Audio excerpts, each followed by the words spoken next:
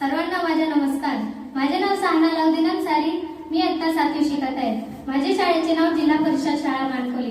आज 8 मार्च जागतिक महिला दिनानिमित्त मी नारी शक्ती या विषयावर बोलणार आहे. पुस्तकाने माणसाचे मस्तक सुधारते, पुस्तकाने माणसाचे मस्तक सुधारते आणि सुधारलेले मस्तक कोणाचे हस्तक होत नाही, पण लाचारीने कोणापुढे नतमस्तक होत नाही, पण लाचारीने कोणापुढे नतमस्तक होत नाही. अशक्य ते गोष्टी शिक्षणच करू शकते, अशक्य ते गोष्टी शिक्षणच करू शकते. क्रांती ज्योतीची मशाल शिक्षणानेच पेटू शकते. मित्रांनो, हे ओळखले ते माझ्या क्रांती ज्योती सूर्याने. म्हणूनच माझा पहिला नमस्कार माझ्या त्या क्रांती ज्योती सूर्याला, ज्याने स्त्री शिक्षणाची मुहूर्तमेढ रोवली. त्यामुळेच माझी आई, माझी ताई, आत्या, मावशी या शाळेत गेल्या, शाळा शिकल्या आणि कुटुंबाला शिक्षित केले. नमस्कार माझ्या त्या सावित्रीला, जिने आम्हा मुलींच्या शिक्षणासाठी शेण चिखल अंगावर घेतले.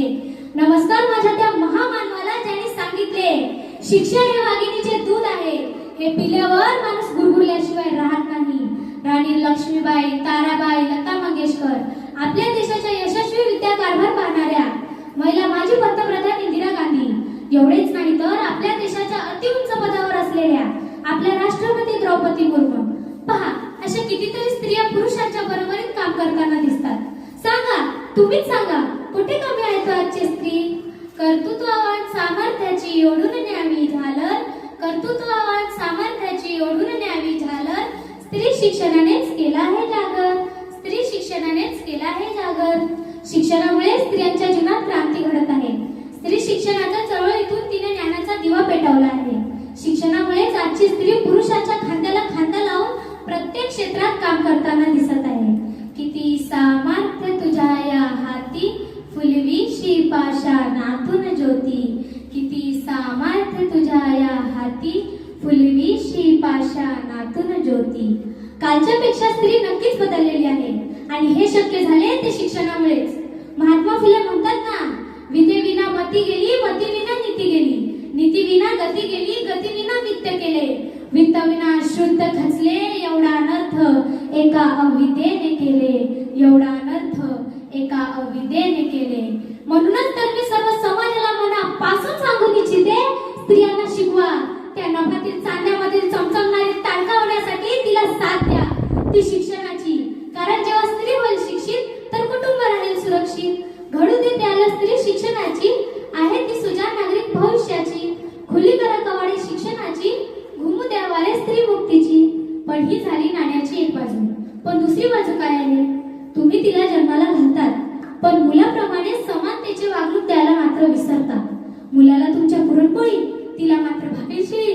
मुलगा तो वंशाचा दिवा, मुलगी ती कानटी.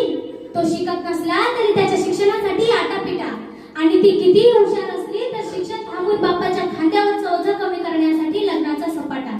सांगा, कुठला न्याय आहे हो? असं स्त्रियांनी अन्याय सहन करत राहायचं आणि एक दिवस हुंड्यासाठी बळी जायचे. अजूनही हे प्रकार कमी झाले नाहीत. जसे कंपनी आपले प्रोडक्ट वेगवेगळे बनवत असते, तसे स्त्रियांना त्रास देण्याचे प्रकार वेगळे झाले आहे. स्त्रियांच्या दुर्बलतेचा फायदा घेणारी विषारी सर्प अजूनही समाजात आहे. थांबा ना, शपथ आहे तुम्हाला त्या क्रांती सूर्याची, ज्याने प्रथम आपल्या पत्नीला म्हणजे सावित्रीला शिक्षित केले. कारण जेव्हा एक स्त्री शिकली तर ती तिचे संपूर्ण कुटुंब शाने करते, पण पुरुष मात्र स्वतः पुरताच शिकतो. म्हणूनच तर स्त्री शिकलीच पाहिजे. सर्व स्त्रियांना माझं आव्हान आहे की समाजाच्या न्यायात बळी पडू नका. सर्व बंधनांच्या वेळा तुम्ही आता जुगाडू द्या.